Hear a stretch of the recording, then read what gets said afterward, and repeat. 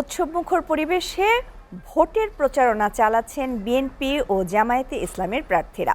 দিনরাত এক করে ভোটারদের দাঁড়ে দাঁড়ে ঘুরছেন তারা, দিচ্ছেন নানা প্রতিশ্রুতি। ঢাকা ১৭ আসনে তারেক রহমানের পক্ষে ভোট চান তার নির্বাচনী প্রচারণা কমিটির প্রধান সমন্বয়ক আব্দুস সালাম। এছাড়া ঢাকা ৯ আসনে বিএনপির হাবিবুর রশিদ হাবিব, ঢাকা ১১ আসনে এম.এ. কাইয়ুম এবং ঢাকা ৬ আসনে গণসংযোগ করেন জামায়াতের প্রার্থী আব্দুল মান্নান।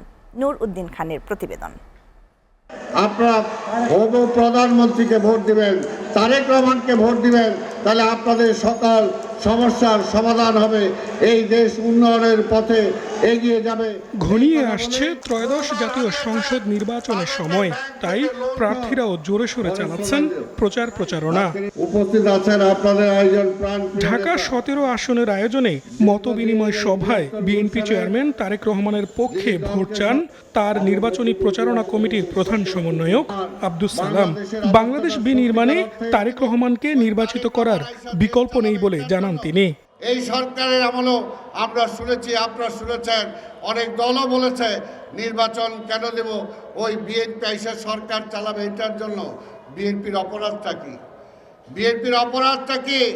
বিএনপির অপরাধ একটাই, যে বিএনপি এই দেশের জন্য রাজনীতি করে, বিএনপির বাইরে কোনো মুরব্বী নাই।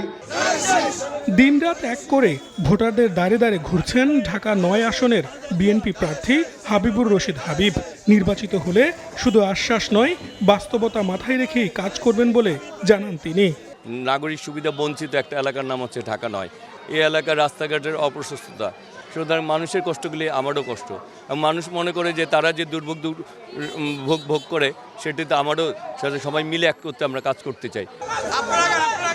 জয়ের ব্যাপারে শতভাগ আশাবাদী ঢাকা ১১ আসনের বিএনপি প্রার্থী ডক্টর এম.এ. কাইয়ুম। প্রতিশ্রুতি বাস্তবায়নে আশ্বাস দিচ্ছেন তিনিও।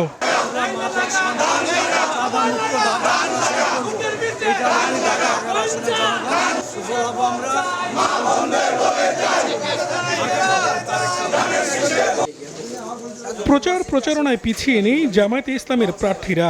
ভোটের মাঠে ব্যস্ত সময় পার করছেন ঢাকা ৬ আসনের প্রার্থী ডক্টর আব্দুল মান্নান।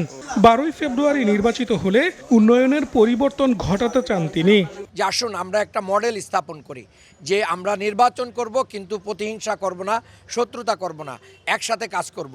এটার মাধ্যম দিয়ে আমরা পারস্পরিক সহাবস্থান নিশ্চিতের চেষ্টা করছি। ভোটারদের দেয়া নানান প্রতিশ্রুতির কাজে প্রমাণ করতে চান প্রার্থীরা। ভাই কেমন আছেন? নূর উদ্দিন খান, এসআরটিভি, ঢাকা।